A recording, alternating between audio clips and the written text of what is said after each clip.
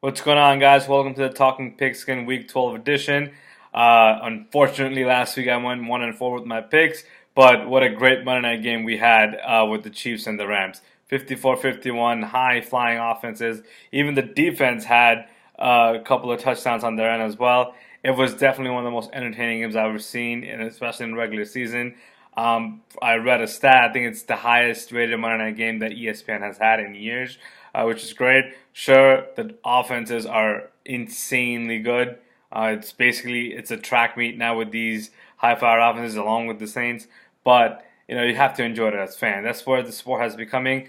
Fans love points, and now you're gonna get more and more because all these head coaches are gonna just go straight to like Matt Nagy or Sean McVay or Andy Reid style and just pile on points. So it's gonna be fun for years to come, and hopefully, most of the teams will catch on. But yeah, thankfully, no Jet game to report on. I now have my hat on for Jets Patriots week because I'm just a fan. But we'll get to that game in a few seconds. So early video this week only because we have 3 games tomorrow, and the 2 other games I'm not gonna pick. But I'll let you know my quick take on those games. I think the Lions with Stafford and Bears without Mitch Trubisky, it's just a bad matchup, and Stafford usually takes care of the Bears at home. So I'm going to pick the Lions. And at night, we have the Saints and Falcons. I'm kind of sort of done with the Atlanta Falcons because they just cannot do anything right anymore. And they're going to the Saints. I think they're favored by 13, and the Saints, of course, think the game is going to be a no-show, so Saints easily. But the one game I do want to focus on for tomorrow is the Washington Redskins traveling to Dallas Cowboys with NFC East lead on the line. Now, Alex Smith going down is going to be huge for the Redskins. Sure, they signed Mark Sanchez, who has 4 playoff victories with the Jets, FYI, to back up Colt McCoy. I don't know if Colt McCoy will be able to go down to Dallas and face that great defense that they had going on there and to be able to pull this off. Dallas defense has been lights out the last couple of weeks. Van Der Esch definitely took over Sean Lee without a doubt. Jalen Smith is also playing good. The secondary isn't bad either. But on the offensive side, Dak Prescott just needs to turn around and give the ball to Zeke. I said that last week. I'm going to continue saying it. Run this offense through Zeke, and the Cowboys will be in almost every game. So I think Redskins just the bat plays at the bad time, especially without their starting quarterback. Unfortunately, I don't think Colt McCoy will be able to pull this one out, and I'm going to pick the Cowboys to win tomorrow. And then let's move on to Sunday's games, and unfortunately, I have to talk about the Jets Patriots. Now, of course, the first thing everyone thinks of, oh my God, it's the Pats, it's the Jets. 2 teams are going opposite direction, which they are. Let's not get crazy. But the Pats are also not looking like the Pats from previous years. They have been pretty stagnant this year. But do I think the bye week helped? Absolutely, for sure.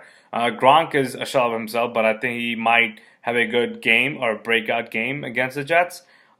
Should the offense decides to throw him the ball to him, we'll see about that. But as far as the Jets, they always play the Patriots tough when they are at MetLife. Of course, when you go to Gillette, it's a different story.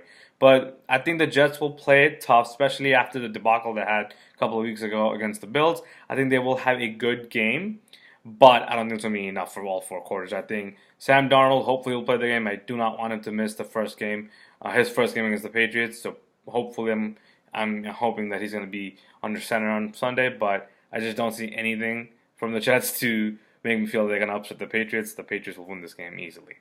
Let's talk about another game on the Sunday slot with the Seahawks visiting the Carolina Panthers. I think this is going to be one of the best games to watch on TV on Sunday, only because the 2 teams are very, very alive on the wild card race. The NFC wild card spots are up for grabs. I think the Hawks are 5-5 and the Panthers are 6-4 or 6-5, I believe. It's going to be a great game to watch. They always had fun battles throughout the years, wild card game, playoff games, and I think Russell Wilson, Cam Newton are a low-key rivalry, only because they're so good and they're both so similar at everything they do. The Panthers defense, unfortunately, laid an egg against the Lions last week, although Ron Rivera shouldn't have gone for that 2-point conversion at the end, but he did.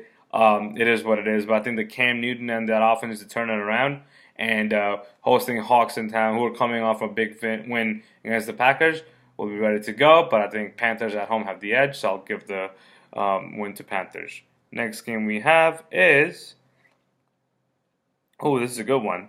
This is the Miami Dolphins at Indianapolis Colts. Now, a lot of people are thinking, why this game?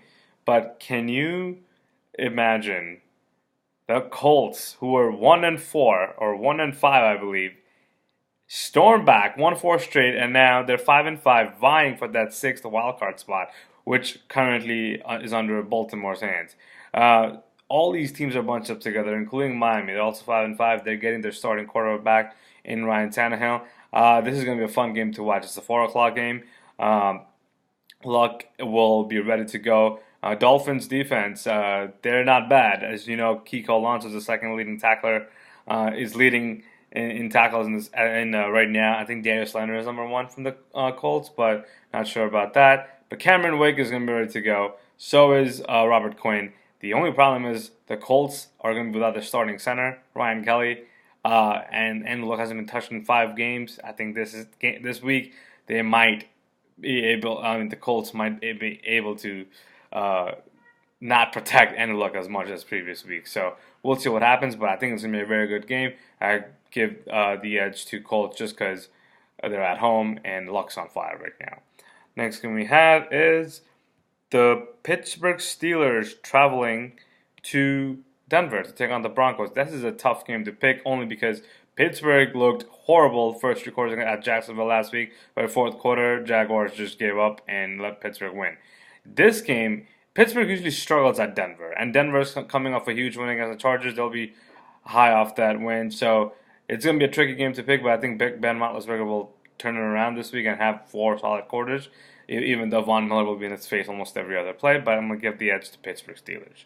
And the last game I'm going to pick is the Green Bay Packers taking on the Minnesota Vikings, which is virtually a playoff game. Both teams are pretty average this year, which I wasn't expecting, and one loser of this game is not going to catch up with the Chicago Bears. They're just probably going to win the division. So Kirk Cousins, overpaid as he is, needs to show up. Packers defense has been good this year, but when you have prolific receivers like Adam Thielen and Kyle Rudolph and Stephon Diggs, Kirk Cousins should not have an excuse. He needs to get it together. As far as Aaron Rodgers, he can only do so much.